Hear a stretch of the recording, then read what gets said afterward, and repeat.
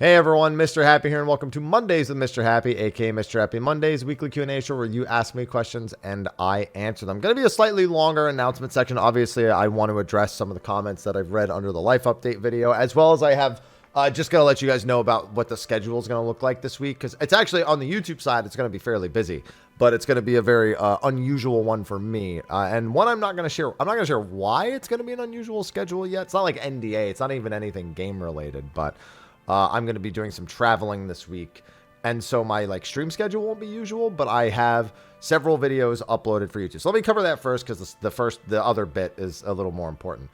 So this week, the weekly Q&A will be released. State of the Realm was already put out. I put that out on Sunday this week, and I uploaded all of them, or at least they should all be uploaded to the podcast app, since people have been asking me about that. As you can probably tell from the life update video, I've been a little preoccupied, so I just wasn't getting around to it, and that's really all it was. This week, there is going to be 2 videos raid related. One is going to be thoughts, and one is going to be a full fight breakdown. The thoughts video will be on Tuesday, and the full fight breakdown will be on Friday. So be on the lookout for both of those. Wednesday will be the next Final Fantasy XI part. I've had that ready, but because I knew I was going to be doing a bunch of uploading for patch, I just decided not to upload it because it was kind of just going to get lost and everything. I'm also going to be recording at least one more part for that, probably today, the day I'm recording the weekly Q&A, not the day you're actually seeing it. And then there's also going to be the next Platinum Series video, and that one's going to be starting to dip into the PlayStation 1 era. I've got many videos to make on that. This one's just going to be on 7 and 8, the next one on 9, 10, and then Zodiac Age probably gets its own. I don't know, I might not need a full video on Zodiac Age. It's going to be interesting because I think I still have my full playthrough of Zodiac Age on hand somewhere. I know I have the new game minus playthrough on hand somewhere, but I don't know about the actual original Platinum, like when it came out, like that actual playthrough. I don't know. I gotta look. I might have it somewhere, but we'll see. And if not, I at the very least should have maybe from Count Up. Either way, so 12, and then I actually just did 13. I finished the 13 Platinum, so 13 and 13-2. It's gonna be a few months before those videos start getting there. 14 probably doesn't even need to be its own video. In all honesty, I can probably lug 14 and 15, maybe 14, 15, and 16 all in one video. I started looking at them and I was like, no, I think it's really like 9, 10, and 10-2, and then maybe 12 and 13 at most that maybe need their own, like 13, 13-2, and 13-3, all kind of their own video. But I'm going to have another one this week on that series. And then after I'm done with all of them, I can start going into the off series. But yeah, those are going to be uploaded infrequently, but just keep an eye out for one this week on 7 and 8. So yeah, it's going to be a pretty busy week. There will not be a State of the Realm on either YouTube or live streamed at all, because like I said, I'm going to be traveling. And then when I come back, I will have a Final Fantasy XI part next. I don't know how the weekly Q&A is going to go next week. I'm going to try to find time to record it, but it might be like I put it out, instead of on Monday, I just put it out later in the week. I'm undecided yet, so keep in mind if the next weekly Q&A isn't on Monday, that's probably why. But that's the plans for the week for YouTube content. Now, obviously, in the more pressing news, I put out a life update video. I'm not going to reiterate everything that's there, but it describes a situation that has, I guess, been unfurling over the past month that is in relation to the fundraiser I held for my mother a few years back. I've been reading through the comments there. I've been reading through the comments on social media, and the general consensus is that well, I mean, people thanking me for taking responsibility, and it's like, okay, well, that's fine. I mean, they shouldn't have to thank me for that, because that should just be common sense. But I get that's not really common sense nowadays for people to take responsibility for things they partook in. But there's been a large consensus of people telling me that it's more important that I either lawyer up or pay it forward in regards to that situation. For the lawyer up part, there's almost no reason to do that. I have the documentation that shows what happened. That was officially put, it was sent from the courts to the sheriff's office from the mortgage company. So I mean, do I need anything other than that? And even if I lawyered up, I wouldn't. There's nothing to take. There's nothing to get. There's nothing to fix. I can't. There's nothing. Like, it's all gone. So there's realistically, there's no point in paying a lawyer to then do nothing. I can't get my mother to give me any answers. She hasn't responded. It's just all sorts of shit. You know, so there's really nothing I can do on that front. I just wanted to give that transparency to people, since it was something that I had done, even out of goodwill, and as I have a hand in it, you know, it makes the most sense. As for how to pay it back, it seems like the common consensus is pay it forward. Ivy, stop zooming. She's been all over the place the last, like, 20 minutes. What? I already gave you your dental treats, and we already played. No, the playtime is over. So that'll probably be what I'll do. I have to focus on the giveaway stuff for when I come back from my trip more so. But yeah, then I guess I've got to do, I got to figure out like a charity or something to do to pay it forward. Something that at least has an overlap with what I was going through in some capacity. I have a few ideas, you know, people who are struggling with, either medical bills or loss of spouse or something. I guess I have to look into causes basically, in a pay it forward, section. Obviously not quite to the same degree, but I mean, that just seems what people are telling me to do. And like I said, I went to the comments asking for advice on what they thought I should do in regards to payback or whatnot. And a bunch of people are just like, don't even worry, I'm one of those people, you know, just focus, maybe pay it forward instead. And I was like, okay, that's the consensus. Then I'm going to do what the consensus says. So that's where I'm at with that. Thank you for all the comments. Some of you even said super thanks. Really wasn't the point. I even turned monetization off on the life update video because like it didn't, it's not meant to be monetized. It's meant to be a transparency thing. A lot of people sending super thanks anyway, but I mean, thank you to them. I got to write comments to all of them after this. It just wasn't, it wasn't the intent, you know? I don't know. It feels weird getting super thanks on a video like that. It feels a little weird. It's just like, that's not the point. That's my anxiety kicking in. But thank you. Thank you to everyone, who has, listened to that and has, had a voice and or, played a part in the comment sense. I don't really know what else to say. But anyway, it's super long intro. I don't even know what the Q&A, I didn't skim through. So let's get into that because I do have a lot of recording to do before my trip this week. So Q&A time. Hashtag Happy Mondays. Hey, Haps. Hi. Love that you're doing 13. I finished the 13 Platinum, actually. Actually, it only took me 70 to 75 hours. Maybe, you know, I think 75 to 80 because the save file isn't going to be representative of the resets that I did when I didn't get like platinum ingots or trapezohedrons, but I can't have been, no, yeah, something like 75 hours is the most likely. Joy 13 and 12, you meant 13 too. But sadly, I never got far into Lightning Returns despite liking it. Curious if you could share a bit about how the time mechanics work in Lightning Returns. So Lightning Returns, is a game that begins at a point in time and the point in time just progresses forward until the end of the game. You can't go back in time, but you can slow time, which is one of the most key mechanics that you get in that, because the time slow is incredibly significant, and the amount of space that you can cover by successfully using it at points when you need to travel long distances can allow you to get a lot done in a single day.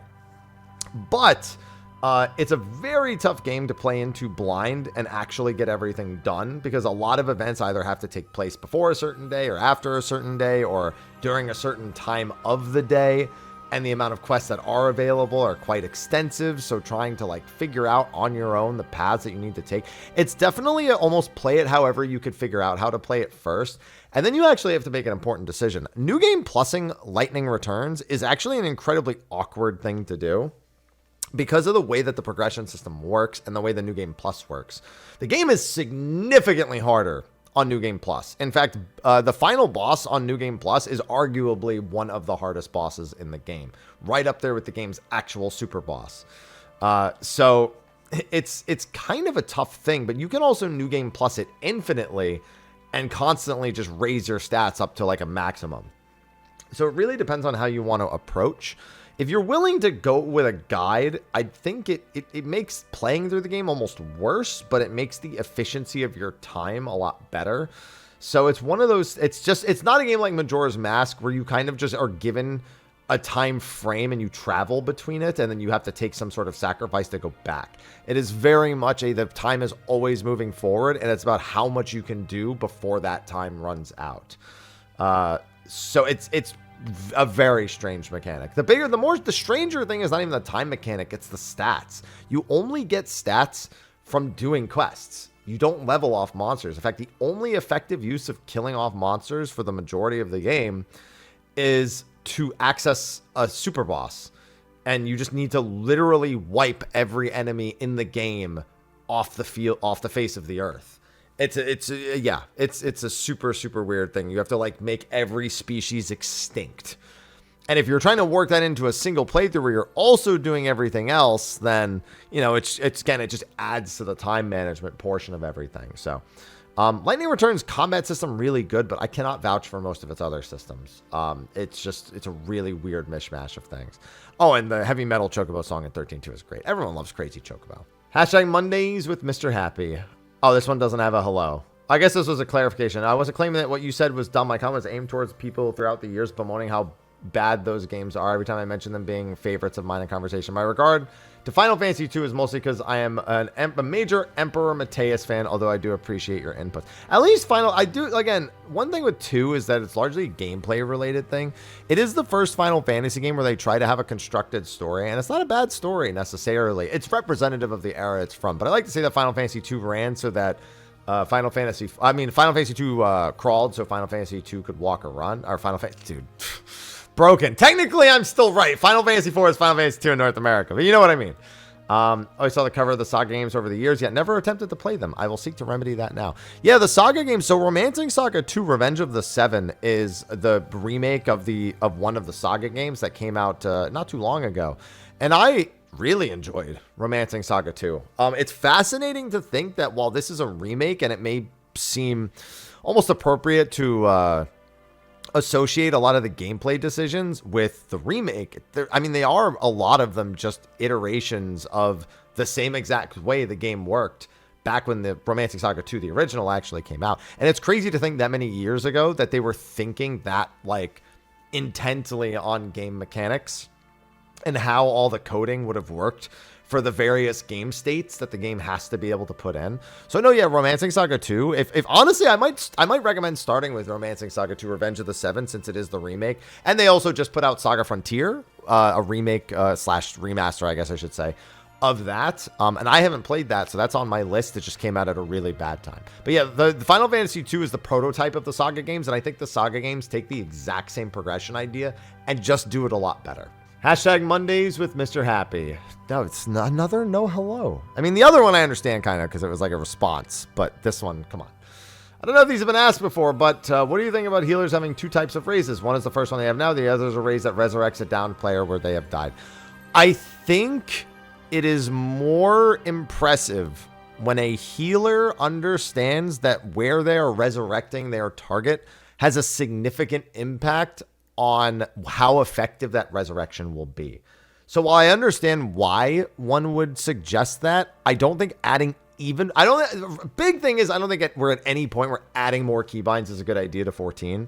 Especially because some of the healers are insanely busy in terms of the amount of buttons they already have. And while this is not necessarily an active button, I don't think adding another hotbar space is a good idea. I think healers consciously making decisions about their reses and where they're putting them is more impressive. Great example. In M8S, actually, in some of our prog polls, we would have a situation where, let's say, a healer dies, and then there is a healer stack mechanic coming up, and it even targets the dead bodies.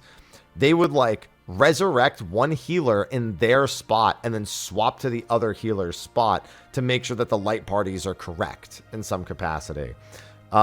And that's being able to express that play is only something that really makes sense because of the way the raise works. Now, if they raise them where they were, it would actually still put the onus on the other player to make the movement as soon as they get up.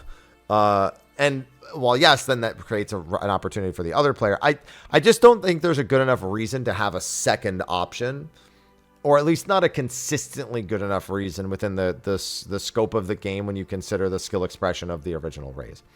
What's your opinion about the black screen when accepting a raise? Indifferent. I think it would be better if we didn't, only because it's nice to be able to see exactly how far into a boss's action they are as you are being resurrected. That is actually the only reason. Like, so when you get up, you have the 5-second transcendence buff that works on most things, not everything, but most things.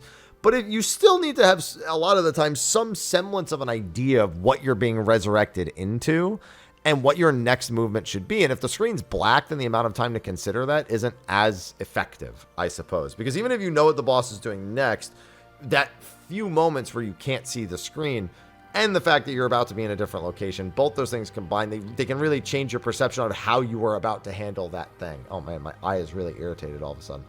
Just add that to the list of things, right?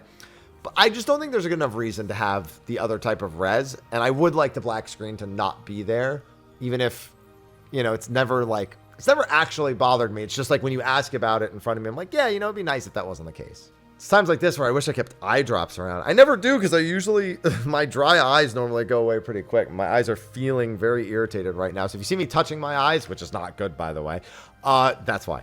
Hashtag Mr. Happy Monday. Hello, Haps. Hi. Been watching and casually playing since A Realm Reborn. I think this is my first question ever. Maybe the second. I'm doubting myself now. Yeah, what does it matter? You're here. Hi. I am currently watching last week's video, the one I'm commenting on, but I'm at the serious health condition part. I have a plethora of mental health conditions officially diagnosed and under medication, but the biggest is anxiety, social anxiety. Short question is, did you have any experience with people suffering from heavy anxiety in your 14 career? How did it end up, good or bad? I have a goal to go to extremes because those wings are fire, but I also know I should not rush and push little by little, but hearing other people's stories always lifts me up. Out of context, I don't see mechanics in normal dungeons rate if I'm with one person I know. That bad of anxiety, yeah.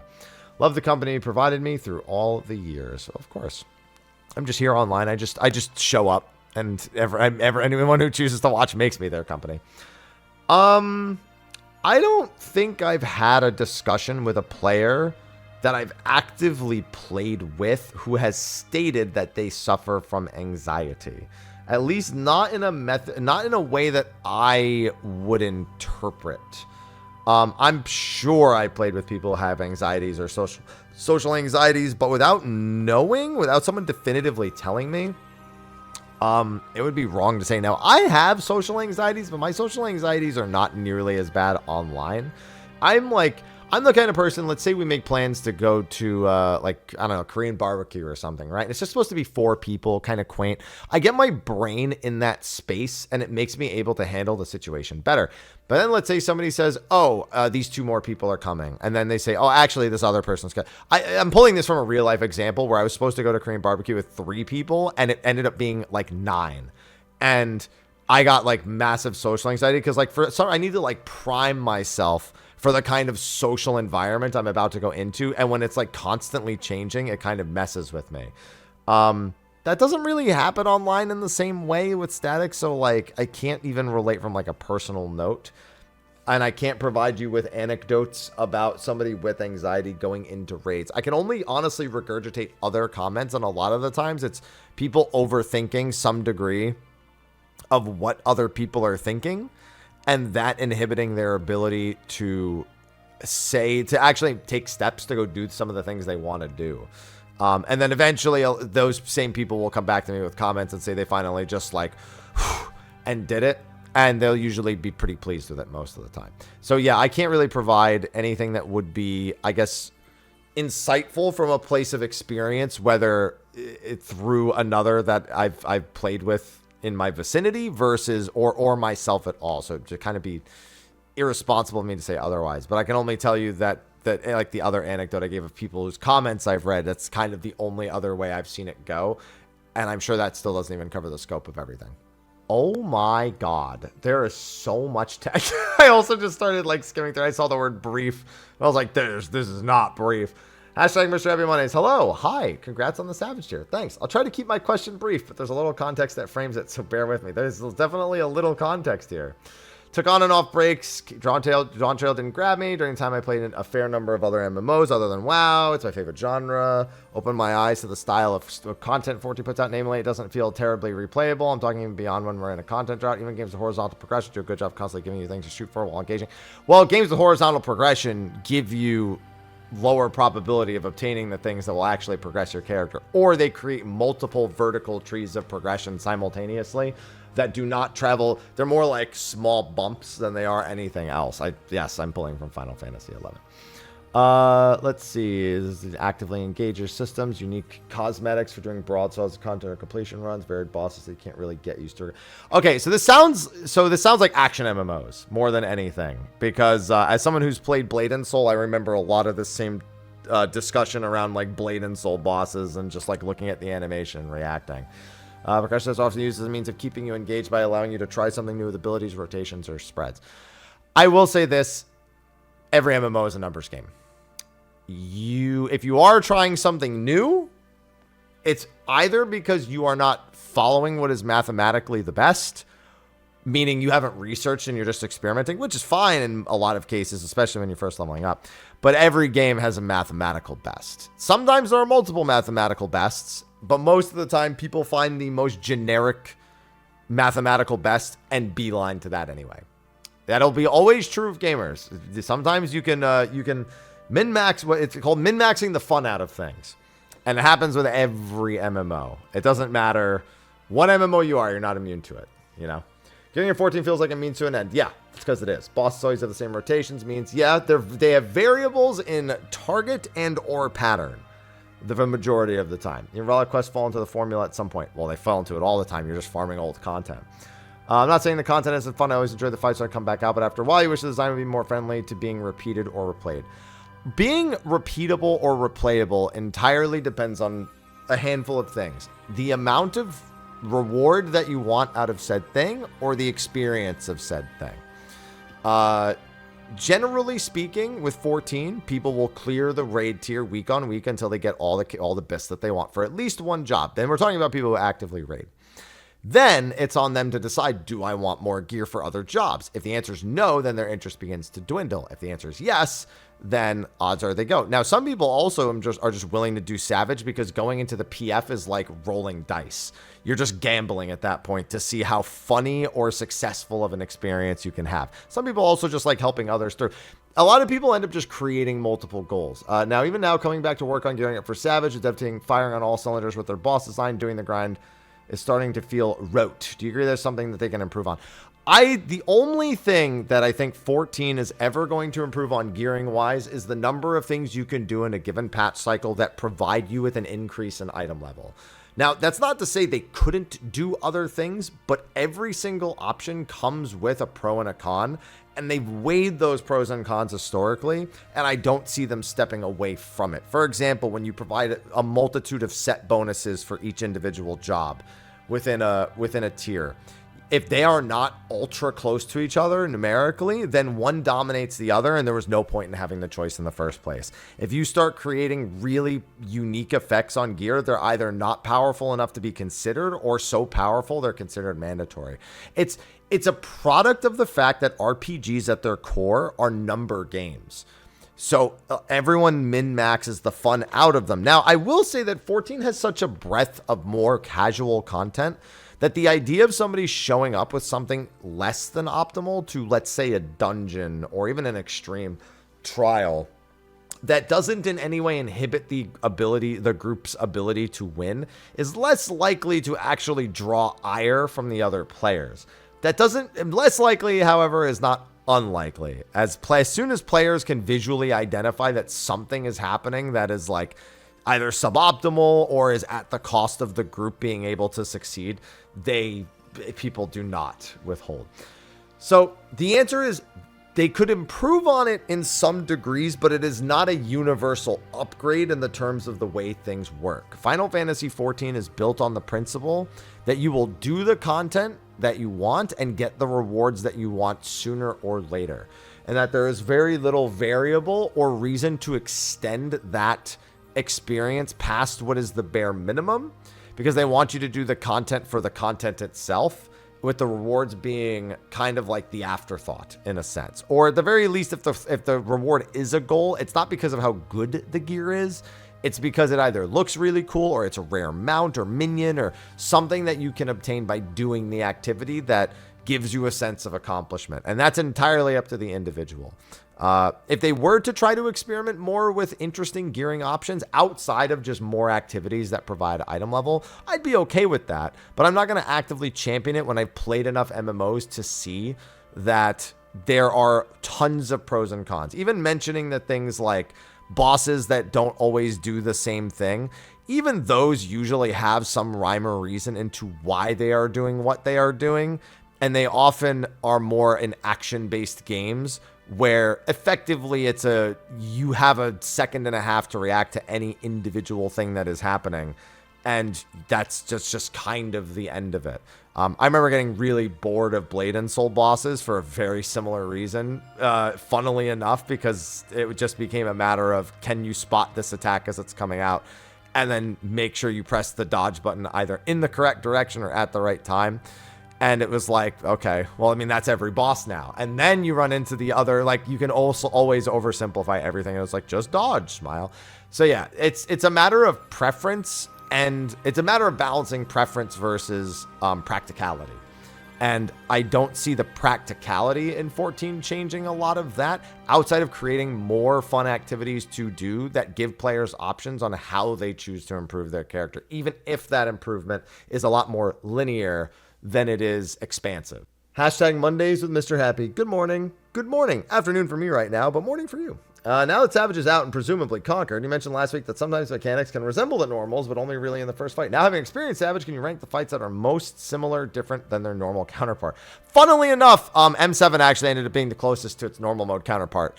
And that was not a bad thing, mind you. That actually ended up being really good for the Savage mode, because the few things that do get harder are still within, like, the same, how do I put it? It's like still within the same realm. You're like, oh yeah, that's the normal mode, but harder. And like all the hardest parts are still like that. Even the little bits that just kind of barely evolve from how they are in their normal mode. Yeah, I would say that's probably the big one. Rank the fights that are most similar and different. M6 actually is mostly similar. I mean, the ad phase is massively different and the lava phase is massively different. But other than like a couple of small things, like there's a couple more painted, like there's the Marlboro paintings and, you know, stuff like that, and the point blank AoE, the succubi paintings. Like there's more painted stuff, but it's still like the sugarscapes are almost exactly the same. The double styles still function the same. They just interact with the arena in more interesting ways. So they actually still kept that one pretty close. And then M8 is, M8 actually has a lot of new stuff, but it also has, you know, some considerably similar stuff. Generally, the later in the tier you get, yeah, the more different it gets. But I think that they did a pretty good job of separating they did a good job this tier in particular of making you readily identify the normal mode mechanics and then just using them very much in more complicated ways in Savage. This was probably the most translatable normal to Savage has been ever, especially evident in M7. And it wasn't bad in any capacity. It's one of the best tiers we've had in a long time. So I'm ranking them individually. I'd have to line it all up and just kind of like look at the normal, look at the Savage, and then do it that like logically. But I'll say that just they did it more here than I feel like they historically do it, and it worked out pretty well. Hashtag Mondays with Mr. Happy. Hey, Haps, hi, and a handful of extras just in case. Sounds good. We needed them today. Random question: is changing a core part of a job's identity to cater to fight design a skill issue on the devs' part, or devs not having faith in their player base to adjust to and learn the content being developed, or the devs low-key cooking? I don't think there's a universal answer to that. And obviously this is regards to Black Mage, I feel like, more than anything. It's more like your most advanced players are not your average player. And you want someone who is about your average skill level to be in consideration when making changes that you think are beneficial.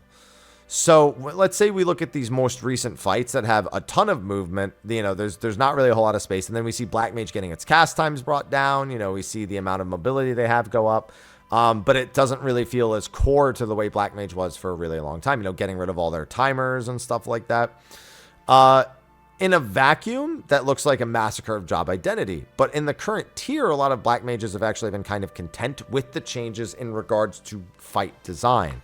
So in that regard, it seems successful, but there's a good chance that the highest skill players look at the current tier and think, I could have figured that out if it was still the way it was before. It's not unsolvable. That's how it's always operated. So it's really a matter of who you ask.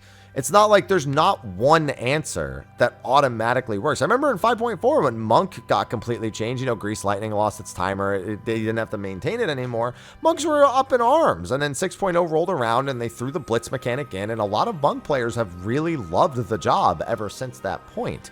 And that reset that it got was a small price to pay for it basically still being a really fun and effective job. Now, am I one of those people that kind of wishes at the very least it still had 6 positionals or maybe 4? Yeah, I'm definitely one of those people. I still do half of the positionals that aren't there anymore anyway.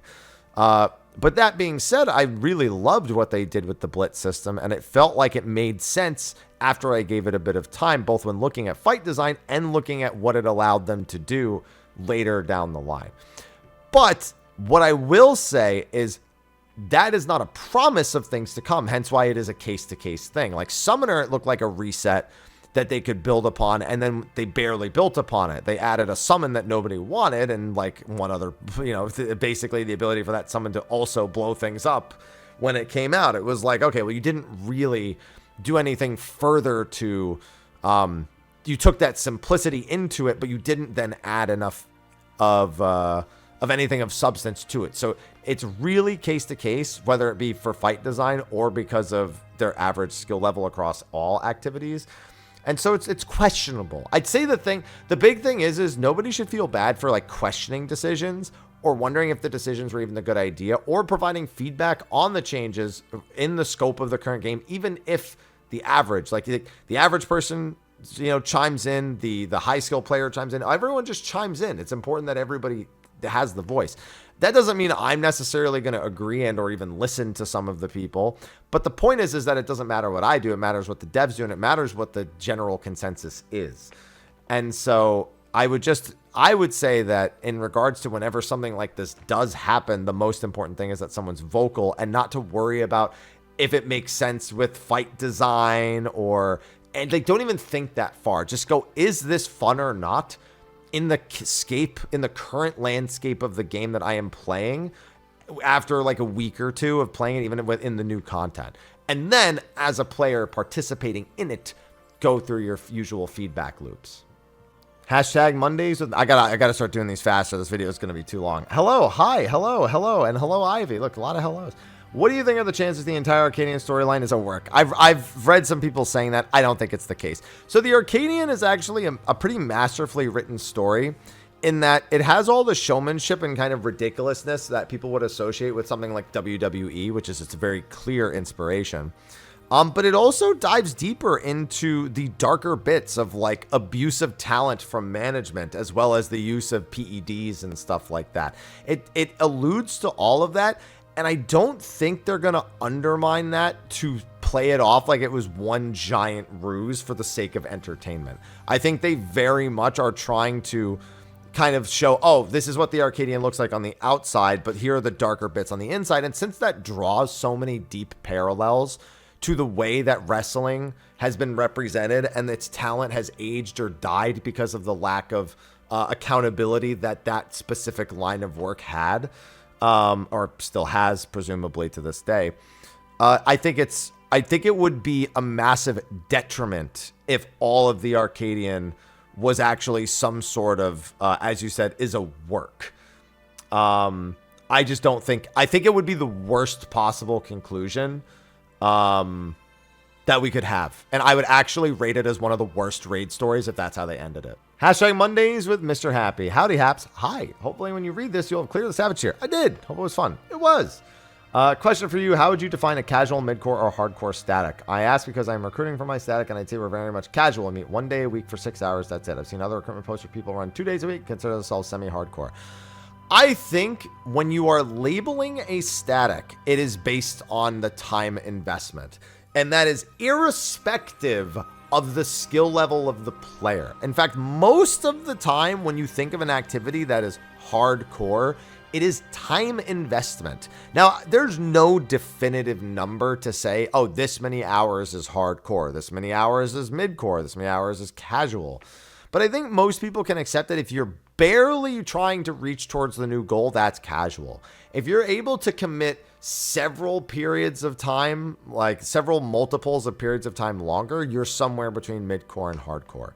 So like for me, a static that I've seen a casual static that meets 1 or 2 times a week for 3 hours a night up to about 6 hours, who clears the whole tier in like, 5-6 weeks. That means that I'll be honest, that obviously means the skill level of the player and their ability to learn and like come into the night and play well is exceptional, which means that a lot of those players, if they so desired, could probably play in statics that commit more time to the game if they really wanted to and perform well.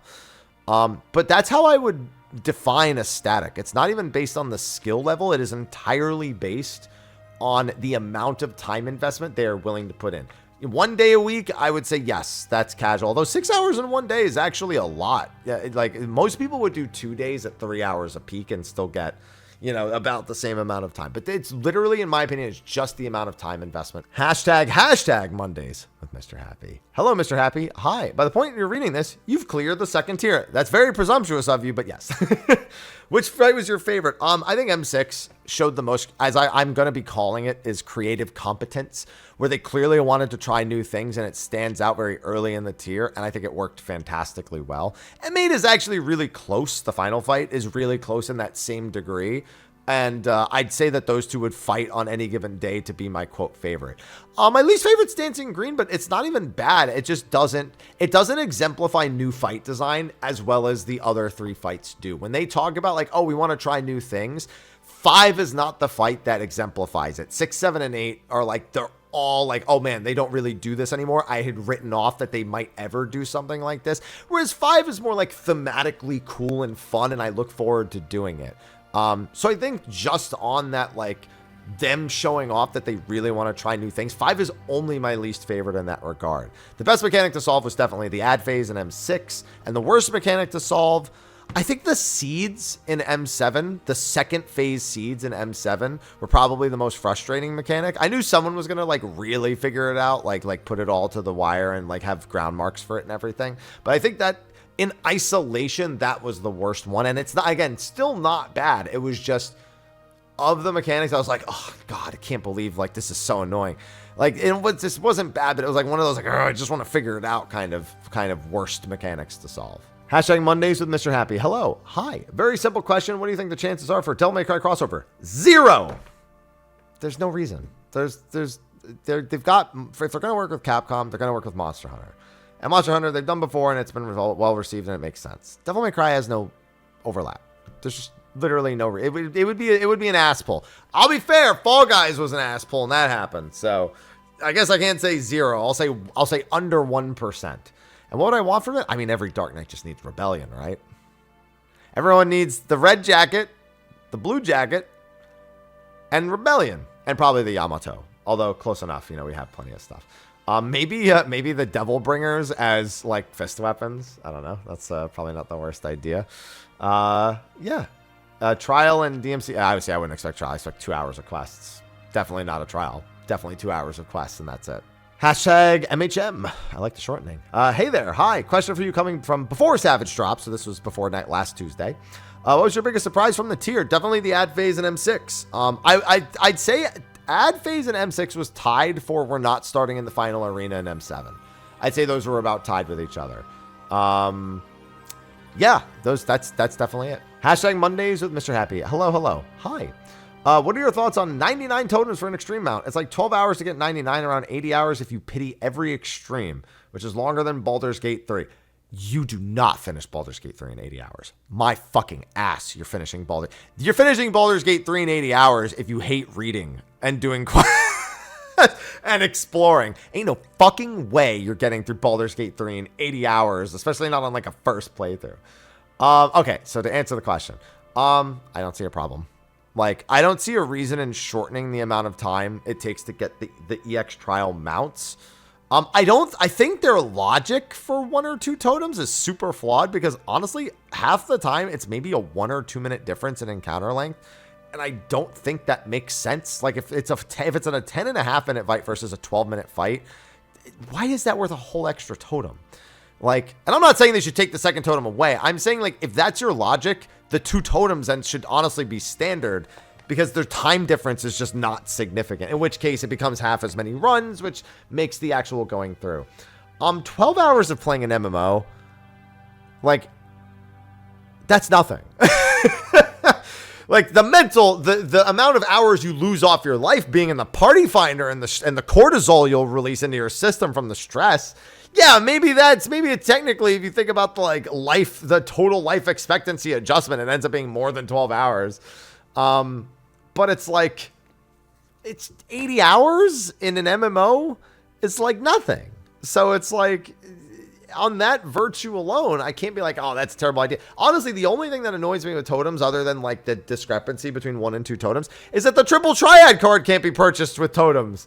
You know how annoying it is sometimes to just get a triple triad card from one of the trials, even when I've been spamming it and I sometimes just don't get it. Like, it's the worst. But yeah, it's an MMO. There's expectation you're going to grind. There's expectation you're going to spend a decent amount of time. And they already do a pretty sufficient job of making Final Fantasy XIV a game where you don't actually have to spend a whole lot of time unless you're doing ridiculous goals. And I'll say that the entire point of this is that you've created a semi-achievable yet ridiculous goal. In that, you know, we're giving this rare mount, and while we'll eventually make it easier, we want it to have some degree of rarity from the get-go. It gets people engaged in the content, doing it a lot, which they definitely want. And yeah, I just don't think that's enough time to... If somebody said, oh, this takes 12 hours to do, that's insane, I'd be like, bro, that's half a day. Like, obviously, most people can't do that in an actual half a day because they have lives to live. But, like, it's only 12 hours, you know? And you do it a few times every, like, 4 months. I can't argue against it on that virtue alone.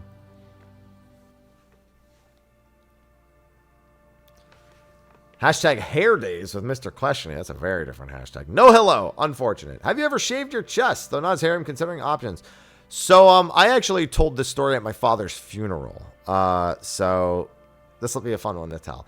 So when I was in college, that was the first time I really got into really good shape. You know, I was going to the gym. I did, Insanity, P90X. I started with that. And then I was going to the gym and doing weightlifting. But I'm hairy, so it's really hard for me to see the definition in my body. It always has been. And so I decided, I'm going to shave the entire front half of my body so I can, like, see my muscle definition a little bit better, right? So I was home from college for like a weekend, and I decided to do that, but there wasn't really a place to do it in my house. Like, if I do it in the bathroom, like, the hair is going to get everywhere. So I was like, I had a backyard, so I just went outside. I was like, I'm just going to go outside. We have like tall bushes. No one can really see. I'm just going to, shave my chest, right? My dad came out while I was in the middle of doing that, and he asked me, the hell are you doing? And I was like, I've been working out, and I just want to see my definition. So I decided to shave my chest. He didn't say anything, and he just closed like the patio door and left. And like 2 minutes later, he came out and he like walked up behind me, and I heard clippers turn on. He said, "I've got your back."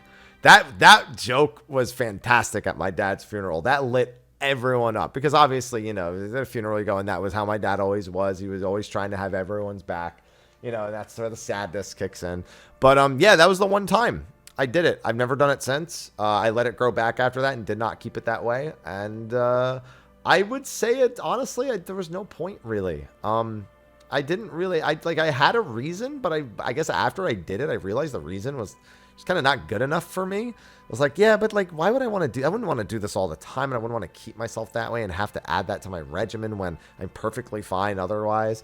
So it was kind of that like one time I did it to see how it felt, and then I also realized if my dad hadn't shaved my back, how weirdly ununiform that would be for all of the front of my body to not have hair, and then for my arms to have hair, to have this big beard growing out, my back being hair. It just would have looked weird. So it's like, I guess if you're gonna go that route, do actual hair removal. So that way it's at least a uniform, but just shaving was just, I don't think it didn't make sense, and I wouldn't do it again. Hashtag Monday with Mr. Happy. Hi. Hope all is going well with you. Yeah, watch the life update video. I mean, it's going better now, but like, that was on my mind for a while. This question might be getting old. Why can't SE just buff Summoner instead of simplifying Black Mage? It would be an easy caster choice while still pleasing the people who like hard jobs. Well, simplifying Black Mage and easing some, that I don't think it's not the, how do I put this? Having an option is not the same as all of your options feeling like you can get to them in some capacity. I would argue that while Black Mage is more accessible now, that a lot of people still probably feel scared to pick it up compared to playing Summoner, compared to playing that. They shouldn't, but they probably do. Now, I am not someone who just likes the idea of universally simplifying things. I try to find rationale in it and at least understand what the rationale is so I can try to kind of brace myself for the decisions that are coming. Black Mage, for example, a lot of the changes that happened come from complaints about the job. You know how long I've seen people complain about how long Flare's cast is, or, the fact that they have timers on all these things that don't really make sense anymore. Some of them don't even feel like feedback. Some of them feel like, oh, this other change you make objectively means this other decision doesn't make sense anymore. And them going like, you know what? Yeah, I agree. And then doing it. So it's another one of those, I've witnessed the feedback over the years lead to the result, and it's like, I can't be surprised anymore. Like, it just isn't surprising. Now, I will say this, I said it earlier with Monk, them simplifying it now doesn't mean it will stay that way. It doesn't mean that there will not be some sort of other element that comes into play that keeps the job gaining some form of engagement momentum, but that there's no reason to outright believe that that will happen either. So it's not just about having an easier choice. It's about the job. You know what? This is probably the better way to put it. It's probably about the job fantasy that the job has not being... God, how exactly do I want to word this?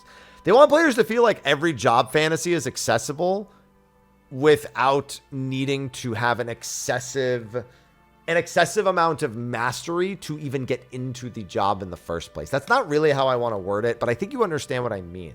Black Mage's job fantasy versus Summoner's job fantasy are very, very different. But one of them, historically, is one of the most unapproachable jobs in the game. One of the least played jobs and one of the jobs that people have just been scared of doing. And I think they wouldn't want that. So, while that's not the reason I think they're doing it, I do think that actual encounter design is a lot of the reason why they did it. That's another reason you could at least levy for making the decision. And one that I wouldn't be surprised to see them eventually pull out as a reason why a change is made in the first place. I don't think there's a making everyone happy in this situation, because I'm happy, obviously. But that I'm always willing to wait to see how a decision pans out over more than just the immediate future. I've already said I think that Summoner's changes could have been fine if they had then decided to expand upon it in a more engaging way when Dawn Trail came around, and they did not achieve that. With Black Mage, will they achieve that? That's the question. Everyone's wondering what 8.0 job design will look like, and now there's a little bit more hesitancy after seeing 7.2 Black Mage, but we don't know. We don't know if this is in preparation of the 8.0 change, and that's like something they're just not talking about too much, or if it's only representative of what they want to do in encounters right now. Too many questions. I think this is a discussion we definitely repeat for 8.0. We keep having it until 8.0, but we do the full assessment then to see how their plan of job identity actually pans out in the expansion that they are specifically stating will be focused on job identity.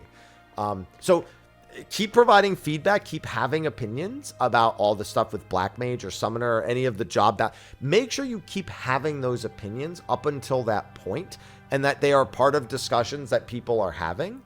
But also be ready to revisit the discussion in its entirety with the full scope of everything come 8.0.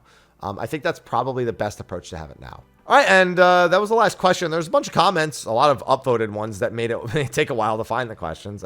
There's one here. I like how I can tell when a lot of people don't like it when it gets sent to the bottom. Why do people with thinning hair grow it long? You know, it looks fine. I honestly don't even want my hair to be this long. So funny thing about my long hair, I haven't cut my hair since October of 2023. I went to TwitchCon and I got a haircut, and I have not had my hair cut since then. That at first was just me wanting to grow it out a little bit. Because like I was like, you know what? I don't really want to do the buzz cut. I've always had a bunch of women tell me that I would probably look better without the buzz cut. So let me just grow it out, see how it looks nowadays. And I had it grown out a little bit and I was enjoying it. And then I was seeing someone and they really liked the long hair. So I kept it. And obviously it grew out over that time. Then I started seeing someone else who also really liked. So it ended up being kind of a product of getting regular affirmation from people I was dating at the time that they liked it long. So I just kept keeping it long. Now, I don't want to go back to the buzz cut at any point soon, but I would prefer it to not be like this, because this is a lot of maintenance. It takes forever to dry. Like, that's actually why I buzz cut for so long, because I hated, like, I was like, dude, I just want to do this and I'm done in the morning when I'm washing my hair. I don't want it to be like, oh, I gotta, wrap it up and I gotta wrap a towel around it or gotta buy a blow dryer. Ugh. I'm simple. I just want to move and get going. But yeah, no, I probably won't keep it this long that much longer, because I didn't even want it to be this long. I also don't know. I've got pretty good genes when it comes to my hair. I don't really know how much it's thinning, because I've always had like this right here. I've had this since I was 13. I don't know if I was dropped on my head as a kid. I I can just never grow hair there. But I've always had that, like, everything grows out from one spot part of my hair for so long. And it's always been so weird to me. And I used to be really self-conscious. Then I was like, wait, I've had this for, like, at this point, over 20 years. Like, I can't even be self-conscious about it anymore. Then a few comments about color blindness. Peloton, funnily enough. Jog. Thirst traps, the usual. But yeah, that's going to be it for this week's Q&A. So, yeah, that's going to be a wrap. I got to get to recording some other stuff. I got to figure out what I'm eating today, too. So I actually just finished my raid food today. Like, I made like 6 pounds of chicken for raid, and I just finished getting through it today. So I got to, because I'm traveling, I might be an order out 2 nights in a row kind of deal. Maybe get like a steak. Oh, yeah, get a steak for one night, and then the other night I could just not have a steak and just have something else. I don't know where I was going with that, but still. But yeah, thanks for asking your questions in this week's episode of the Q&A. Thank you to everyone who asked. You can ask in the comment section below for any video. For any weekly Q&A, if you have a question, just ask it in the comment section, and I'll look through it in the following week. Thanks to SteelSeries for sponsoring. By the way, dude, SteelSeries, I didn't talk about it in a life update video because it seemed really inappropriate because of what I wanted to stay on topic. But SteelSeries has been sending me a bunch of product that I have not been able to make content on because I've been really preoccupied by this entire thing. And I cannot stress enough how awesome they have been and how little I have cooperated with them over the past couple of months. So I'm going to be probably working to improve on that. You might see like the occasional short or something on the channel that I just want to pay it forward to them. Like I'm trying to pay everything forward right now. Since people don't want me to pay them back, I guess I just got to focus on paying things forward. And that's going to be true in a lot of aspects of my life and my content, I feel like. So I'll do my best. But anyway, thanks for watching. Thanks for listening to me ramble on. And I will see you all most likely next week. If I don't see you on Monday, then I'll post something on like Wednesday. You know. Anyway, I'll see you next time. Bye-bye.